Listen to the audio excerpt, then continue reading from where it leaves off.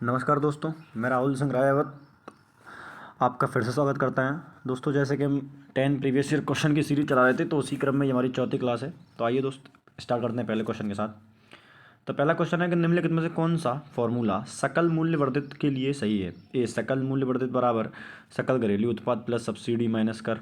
सकल मूल्य वर्धित सकल घरेलू उत्पाद माइनस सब्सिडी प्लस कर। सकल मूल्य वर्धित बराबर सकल राष्ट्रीय उत्पाद प्लस सब्सिडी माइनस कर। तो देखिए दोस्त, तो दोस्त इसका जो फॉर्मूला है वो क्या है, आपको पता होना चाहिए। कि जैसे हम जानते हैं, अगर मुझे किसी भी चीज़ का सकल मूल्य वर्धित निकालना है, यानी सकल मूल्य वर्धित को आप जानते हो अगर आप, तो ये GVA से डोनेट करते हैं। तो इसका जो फॉर्मूला बनता है वो क्या बनता है दोस्त, इसमें से इसका जो फॉर्मूला होता है वो होता है GDP प्लस उत्पादों पे जो सब्सिडी मिलती है वो, और उस पर माइनस टैक्स, है ना। तो ये आपका फॉर्मूला इसका बनता है। तो इस देखिए किससे मैच कर रहा है ये। तो ये सकल राष्ट्रीय उत्पाद तो नहीं होगा, सकल घरेलू उत्पाद ये तो नहीं हो सकता, है ना। तो ये ऑप्शन नंबर ए आपका होगा, है ना। तो ऑप्शन नंबर क्या होगा, ए जो है बिल्कुल आपका सही ऑप्शन होना चाहिए। ठीक है ना दोस्त। चलिए अगले क्वेश्चन की मैं आपसे बात करूँ।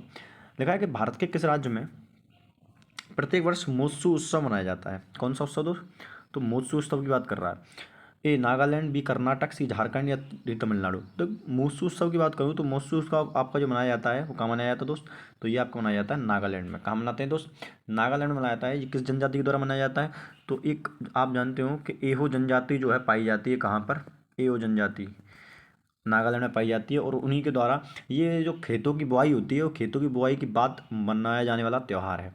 ठीक है दोस्त। बात करूँ नागालैंड के और त्यौहार की, जैसे हॉर्नेबल हुआ, सैक्रेनई हुआ, है ना। तो ये सारे त्यौहार जो हॉर्नेबल तो आपने सुना ही होगा। सैक्रेनई की बात करूँ, सैक्रेनई आप लिख लेना कि सैक्रेनई, है ना, ऐसे लिखते हैं शायद सैक्रेनई। ये भी जो है एक नागालैंड का उत्सव है। ठीक है ना दोस्त। चलिए अगले क्वेश्चन की बात करूँ। लिखा है निम्न में से कौन सा शब्द हॉकी से संबंधित नहीं है। A scoop, B run out, C hit या डी फ्लिक। बिना पढ़े भी इसका आंसर दिया जा सकता है कि रन आउट जो है आप जानते हैं किस में होता है, रन आउट क्रिकेट में होता है। बाकी स्कूप हुआ, हिट हुआ, फ्लिक हुआ, ये सब हॉकी के हैं। अन्य की बात करूँ तो जैसे बॉली, है ना, बॉली भी जो है, बॉली हुआ। उसके बाद कॉर्नर, कॉर्नर, है ना, कॉर्नर अटैक होता है क्या, एक फ्लक हुआ। ठीक है। उसके बाद मैं बात करूँ टैकल हुआ। ये सारे कहाँ के शब्द हैं, ये सारे ही जो है हॉकी में यूज़ होने वाले वर्ड हैं। ठीक है। अगले क्वेश्चन की बात करूँ कि वेटिंग फॉर वीज़ा एक 20 पेज की आत्मकथा किसने लिखी। महात्मा गांधी, राजा राम मोहन राय, भीमराव अंबेडकर, जवाहरलाल नेहरू। तो देखिए दोस्त, वेटिंग फॉर वीज़ा जो पुस्तक है, वेटिंग फॉर वीज़ा, तो ये जो लिखी है वो आपके लिखी है डॉक्टर भीमराव अंबेडकर ने, जिन्होंने हमारा संविधान लिखा लिखा मतलब बनाया था, ड्राफ्ट तैयार किया था। तो ये इनकी एक पुस्तक थी जो उन्होंने लिखी थी, जिसका नाम क्या था, visa, waiting for a visa. बात करूँ ये कब प्रकाशित हुई, तो ये 1990 में प्रकाशित हुई थी। ठीक है। एक समिति थी, एक सोसाइटी थी, मुझे कोई याद नहीं आ रहा उसका नाम, है ना। और इसका एक हिंदी अनुवाद जो था, इंग्लिश अनुवाद, तो जो इसका जो इंग्लिश अनुवाद था वो किया सविता पाठक जी ने किया था। किसने किया था, तो सविता पाठक जी ने जो है इसका इंग्लिश अनुवाद किया था। ठीक। चलिए अगला क्वेश्चन है कि स्मार्ट सिटीज़ और academy towards action and research सार योजना डैश द्वारा आरंभ की गई थी। ए वाणिज्य एवं उद्योग मंत्रालय, आवास और शहरी मामलों के मंत्रालय, विदेश मंत्रालय, संस्कृति मंत्रालय।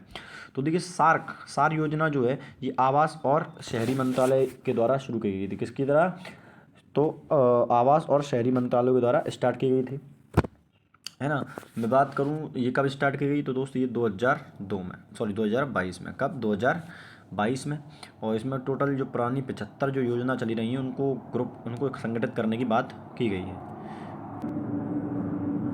चलिए अगले क्वेश्चन की मैं बात करूँ आपसे कि गुरु विपिन सिंह को वर्ष 1966 में संगीत नाटक अकादमी पुरस्कार प्राप्त हुआ है। वे डैश नृत्य के शिक्षक थे। ए मणिपुरी, कथक, भरतनाट्यम या ओडिसी।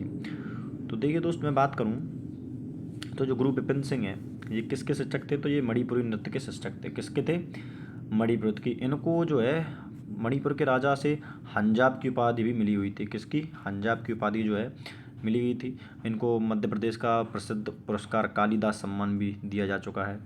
आप जानते हैं मणिपुर से और भी कोई संबंधित है, उन्हें आप झावेरी बहनें के नाम से जानते हैं। तो झावेरी बहनों के ही गुरु कौन है, गुरु विपिन सिंह हैं। और झावेरी बहनें भी किससे संबंधित हैं, तो आपके मणिपुरी नृत्य से संबंधित हैं। ठीक है दोस्त।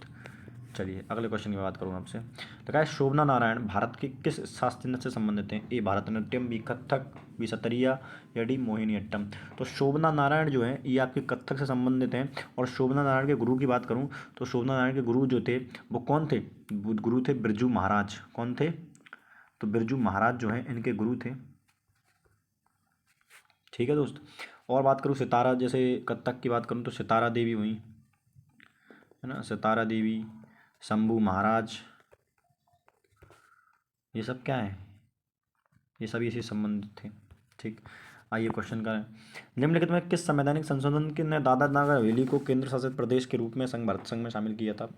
ये 12वां संविधान संशोधन, 10वें संविधान संशोधन, 14वां संविधान संशोधन, या 19वां? तो दोस्त ये कौन सा था? ये था आपका 10वां संविधान संशोधन। कौन सा? 10वां संविधान संशोधन, जो कब हुआ था? ये 1961 में हुआ था। कब हुआ था? 1961 में हुआ था। अच्छा, बात करूँ संविधान संशोधन की जो प्रक्रिया का उल्लेख है आर्टिकल, किस आर्टिकल में है? तो ये आर्टिकल 308, और भाग कौन सा है? ये भाग है आपका 20। किस भाग में दिया है? तो दोस्त भाग 20 में दिया है। ठीक। अगला क्वेश्चन की बात करूँ मैं आपसे। अगला क्वेश्चन है कि 1756 में अलीवर्दी खान की मृत्यु के बाद बंगाल का नवाब कौन बना? ए मीर जाफर, मीर कासिम, मुर्शद अली खान, या सिराजुद्दौला? तो दोस्त ये कौन बना था? तो ये बना था आपका सिराजुद्दौला। आप जानते हैं कि मीर का अलीवर्दी खान के पुत्र को मारकर जो है सिराजुद्दौला क्या बना था? बंगाल का नवाब बना था। और इसी से ही युद्ध हुआ था अंग्रेजों का। कब? 1757 में, जो जानते हैं आप, प्लासी का युद्ध। कौन सा? प्लासी का युद्ध हुआ था दोस्त। और प्लासी का युद्ध किसके समय हुआ था? प्लासी का उस समय जो है मीर इनका जो सिराजुद्दौला का जो सॉरी मंत्री था, वो कौन था? वो मीर जाफर था। कौन था? मीर जाफर था इनका जो सेनापति था। किसका? सिराजुद्दौला का। जो किसकी ओर मिल गया था? जो अंग्रेजों की साइड मिल गया था। इसने जो है सिराजुद्दौला के साथ गद्दारी की थी, जिसका परिणाम क्या हुआ था? जिसके परिणाम स्वरूप अंग्रेजों को विजय हुई थी और सिराजुद्दौला की हार हुई थी। ठीक।